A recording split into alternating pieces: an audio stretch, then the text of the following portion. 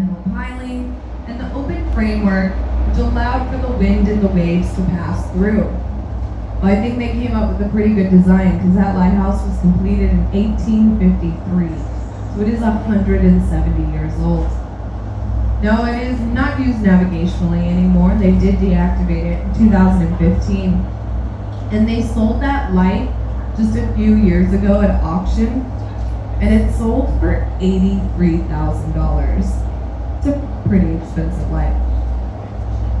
Now off to the left of the lighthouse over here, you're going to see a little stake coming up out of the water.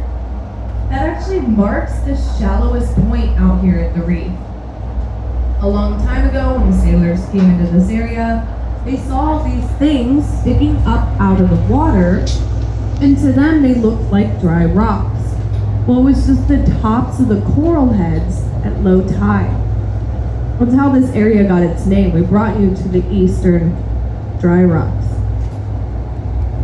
Now the glass that you guys are looking through, it goes 3.5 feet into the water. It is 1.25 inch thick plexiglass. This glass is not tinted. So everything you guys are seeing down there are the true ocean colors. And the glass is not magnified either. But there is a catch. Water is 800 times more dense than our atmosphere.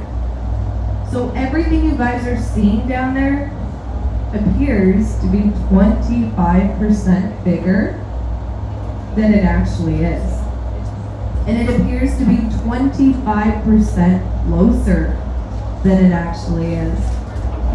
I don't know if you guys have that one fisherman friend, but I'm sure a lot of you have heard the story about how they almost caught that really, really big fish, but then as they were bringing it in, it got away at the last second.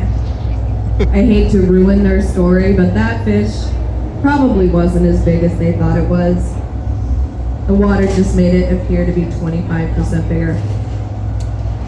You see all these guys down here with the black and the yellow bars down their body? Those are called Sergeant Major damselfish. I'm going to tell you more about them in a little bit because they're pretty interesting. I think you guys have been seeing them pop up on your side too. Pretty small. But I don't want to talk to you about the fish first. I want to talk to you about the stars of the show. And it's the coral. You have octocoral, which is known as soft coral, and then there's stony coral known as hard coral. They all have really long Latin names, but I'm not going to do that to you guys today. I'm going to give you their common names. And you're going to notice that their common names are a lot like how they look. So that soft coral down there, that's all that stuff you see moving back and forth.